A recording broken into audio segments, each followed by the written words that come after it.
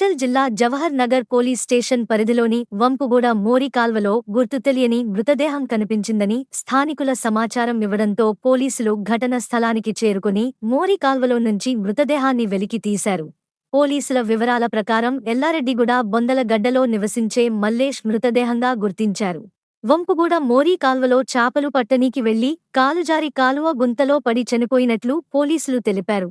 Postmortem నిమిత్తం గాంధీ ఆసుపత్రికి తరలించారు.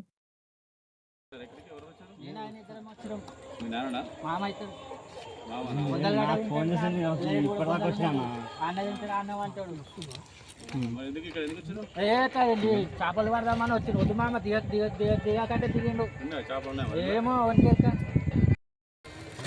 అది కడుపు కాదు చాతొత్తు చాతి పైన కడుపులో కాదు తిరమరాయి బాబు జరుగు హలో జరుగు జరుగు అడ్డం జరుగు కడిపోతు